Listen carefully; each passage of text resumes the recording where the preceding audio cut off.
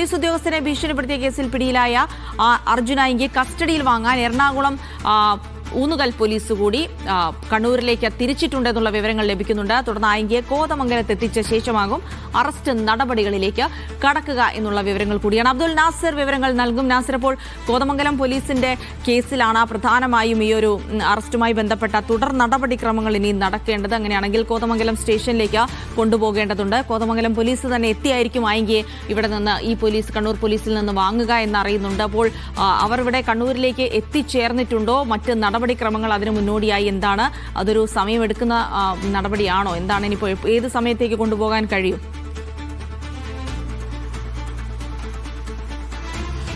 ജിൽസി, കോതമംഗലം SHOയെ ഭീഷണിപ്പെടുത്തിയ കേസിലാണ് പ്രധാനമായും ആയിങ്കയ്ക്കെതിരെ വലിയൊരു കുറ്റമായി നിലനിൽക്കുന്നത്. മറ്റു കേസുകളെല്ലാം തന്നെ സൈബർ ഇടങ്ങളിൽ നടത്തിയ ഭീഷണിപ്പെടുത്തലുകൾക്കും അപകീർത്തിപ്പെടുത്തലുകൾക്കുമുള്ള കേസിലാണ്.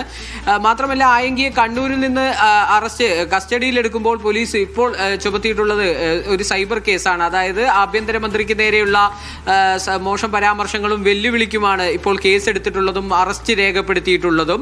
എന്നാൽ പ്രധാനമായും ആയിങ്കയ്ക്ക് എതിരെയുള്ള ഒരു കേസ് എന്ന് പറയുന്നത് കോതമംഗലം SHOയെ സൈബർ ഇടത്തിലൂടെ മോശമായി ഭീഷണിപ്പെടുത്തി എന്നുള്ളതും അതായത് ആ ഒരു കേസാണ്. അതിലാണ് ഇപ്പോൾ ആ കേസ് അന്വേഷിക്കുന്ന ഊന്നുകൽ പോലീസാണ് ഇപ്പോൾ കണ്ണൂരിലേക്ക് തിരിച്ചിട്ടുള്ളത്.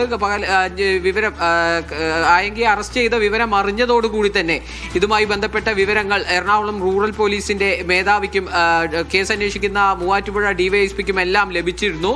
ഇതിന്റെ തുടർന്നാണ് ഊന്നുകൽ സ്റ്റേഷനിൽ നിന്നുള്ള ഒരു സംഘം 5 മണിയോടുകൂടി തന്നെ ഇവിടെ നിന്നും കണ്ണൂരിലേക്ക് തിരിച്ചിട്ടുണ്ട്. എന്തായാലും ഇപ്പോൾ നിലവിൽ ആയിങ്കയെ കസ്റ്റഡിയിലുള്ളത് കണ്ണൂർ സിറ്റി പോലീസിന് കീഴിലാണ്. അതായത് സൈബർ പോലീസിന് കീഴിലാണ്, കണ്ണൂർ സിറ്റി പോലീസിന് കീഴിലാണ്. ഇവരെ തുടർന്ന് മജിസ്ട്രേറ്റിന് മുന്നിൽ ഹാജരാക്കി തുടർ നടപടികൾക്ക് ശേഷമാവും ഒരു പ്രൊഡക്ഷൻ വാറന്റോടുകൂടി ആയിങ്കയെ കസ്റ്റഡിയിലെടുക്കുന്ന